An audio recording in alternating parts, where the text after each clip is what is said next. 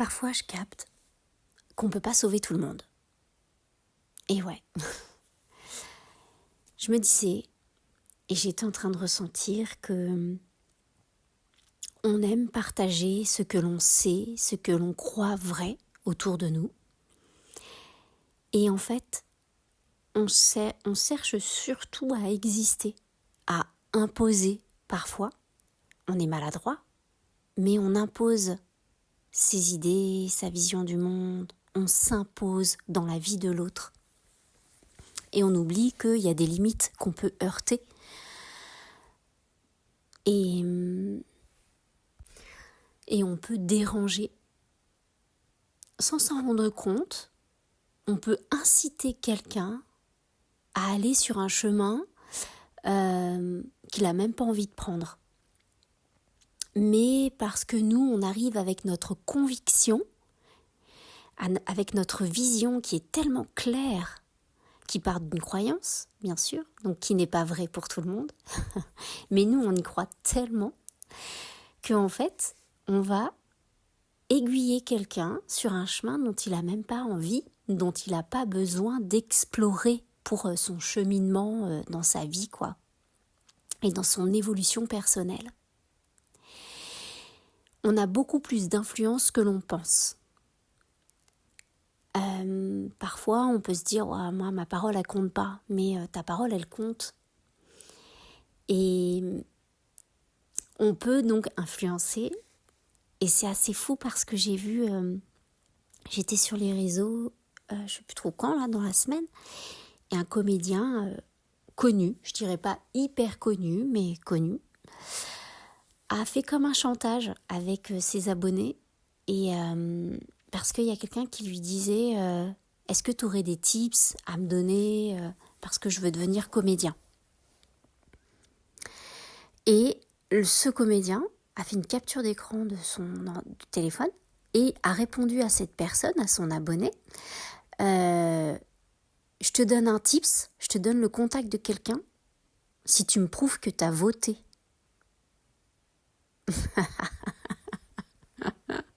Mais cette personne, elle croit bien faire.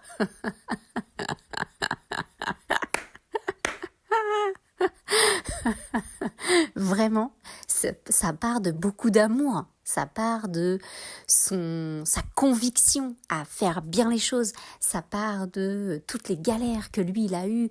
Et ça part du message qu'il a envie d'imposer, qu'il a envie de montrer au monde.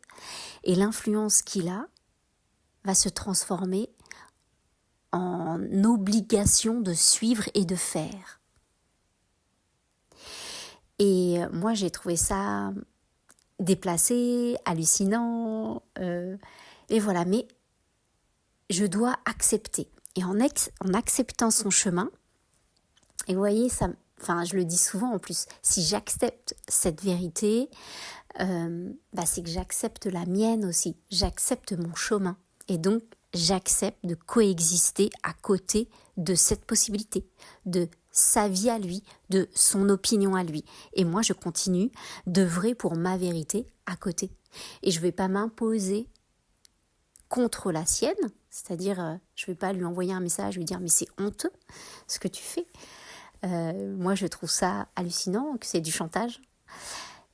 Et pour lui, c'est pas du chantage, c'est juste de l'urgence aujourd'hui en France, elle est d'aller voter. C'est ça pour lui.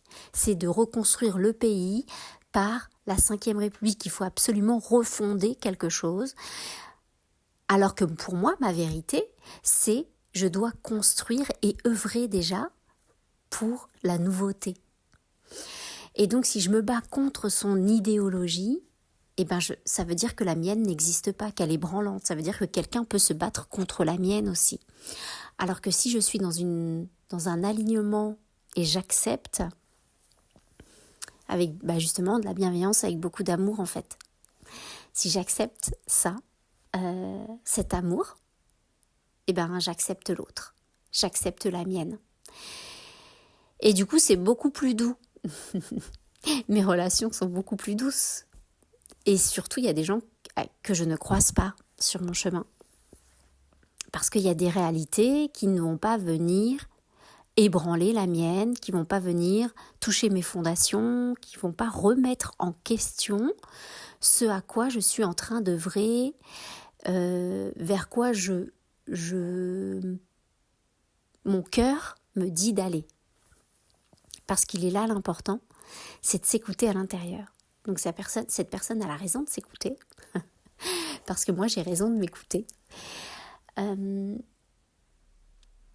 voulais juste insister et appuyer sur le fait d'œuvrer pour son essence, de partager sa voix.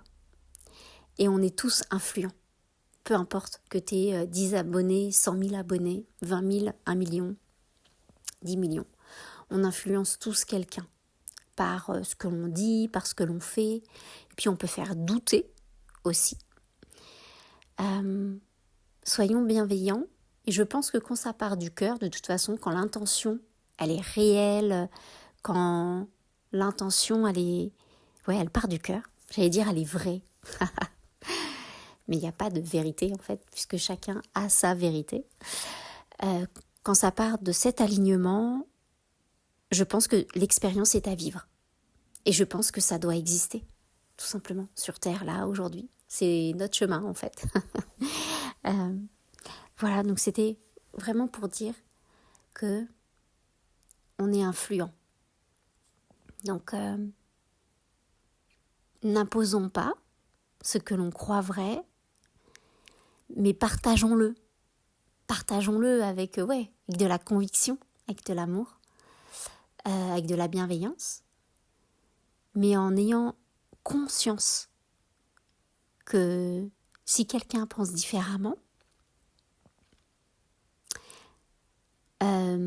eh bien, je ne peux pas aller je ne peux pas le contredire.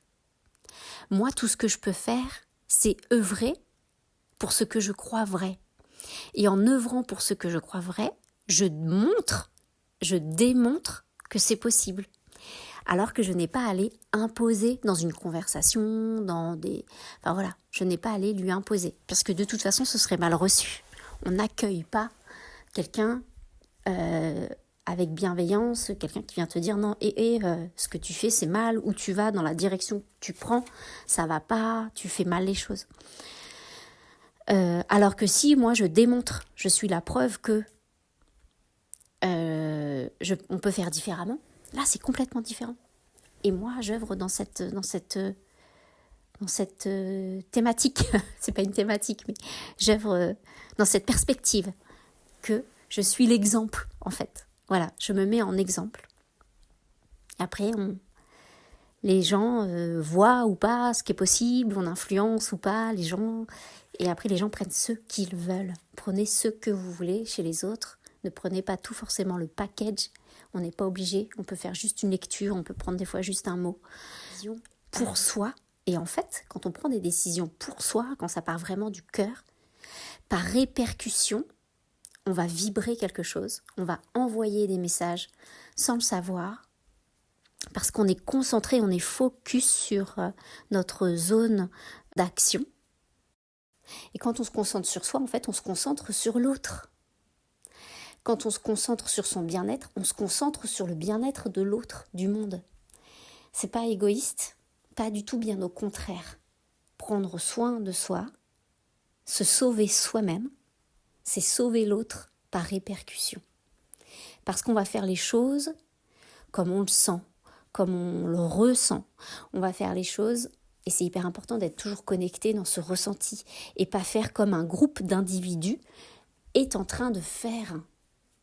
Parce que là, c'est illusoire. Pour moi, c'est brasser du vent.